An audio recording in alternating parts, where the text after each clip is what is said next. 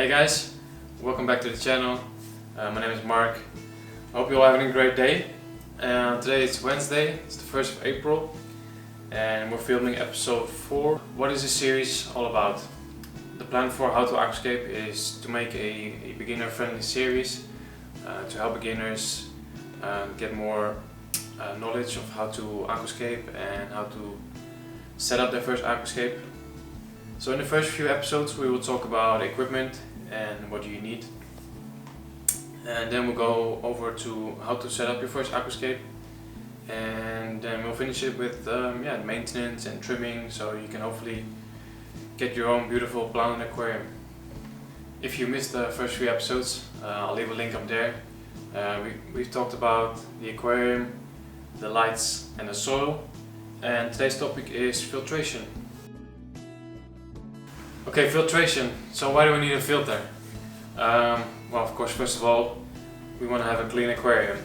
So the main purpose of the filter is to get rid of all the waste organics, suck it into the filter, and hopefully clean water comes out of the filter. Second important thing is the filter is home to a lot of beneficial bacteria, and these bacteria will break down nitrites and ammonium. These are toxic to your fish, so it's important that we get them out of the water. And another very important thing is the flow of the filter. We want to have a good flow to transport all the nutrients and the CO2 throughout the whole aquarium. Okay, so when buying your first filter, you have two options. You can either choose an internal filter or choose an external filter. I have both. On these 2 grams I use external filters, and on my smaller nanos I use internal filters.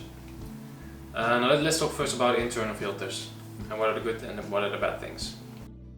The good thing about internal filters is they're usually a lot cheaper than external, so that's a good thing. And another good thing is that there's no chance of it leaking over your floor or whatever.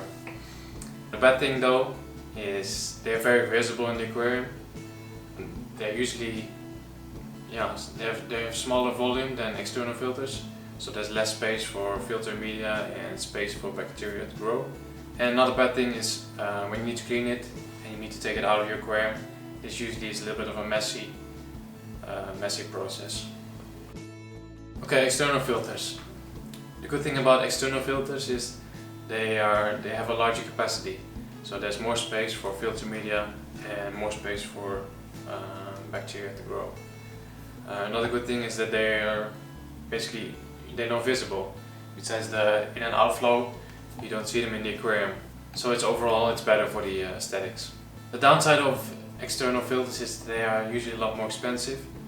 They are bigger, so you need a place to store them, either underneath the aquarium or in the cupboard.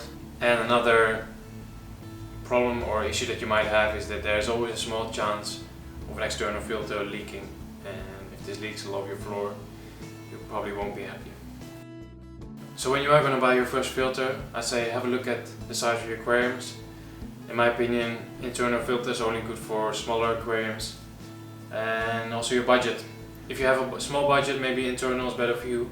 If you have a little bit more money to spare, go for an external filter.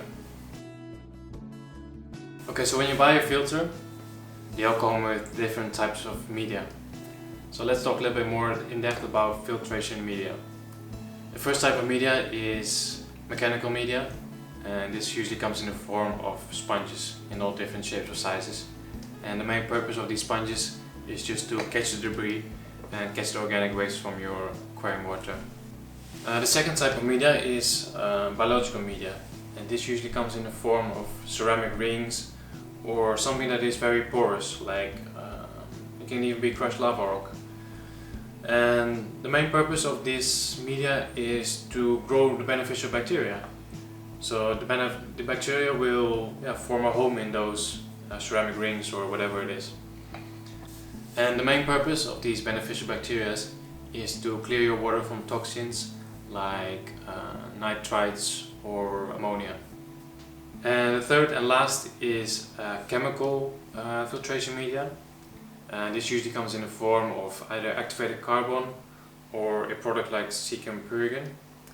And the purpose of this chemical filtration media is to remove either chlorine or copper or also tannins.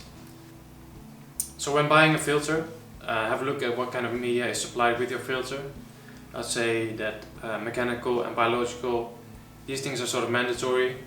Chemical filtration is optional. Now, one type of filter we haven't talked about yet, and that's the hang on the back filter. These are becoming more and more popular, but I don't have a lot of experience with it. So maybe you have some experience with it.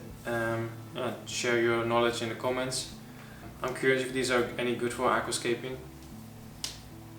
And guys, another tip that I want to give you is if you look at the box of your filter, we usually say this filter is suitable for aquariums 200 liters to 500 liters, something like that.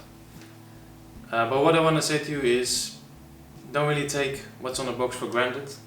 Try to look for a filter that has a flow rate or a turnover rate of at least 5 times your aquarium. So let's say if you have an aquarium of 50 liters, look for a filter that does at least 250 liters per hour. In my experience, it would be even better if you had a turnover of 10 times the aquarium.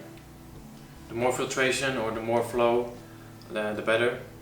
If you look at this aquarium right here, this aquarium is 80 liters and the filter that I have on this does 900 liters per hour. So that's even more than 10 times turnover. Oh, by the way, I made an unboxing video of the filter that I use on this aquarium. These are from JBL. It's a brand that I really recommend. If you want to know what other types of filters that I'm using, I'll leave some links in the description down below. Alright, that's it for the topic of filtration. Yeah, I just kept it simple. If you have more questions about filtration or filters whatsoever, you can always drop your questions in the comments. I'll answer all your comments. If you found this video helpful, give it a thumbs up. Subscribe if you haven't already.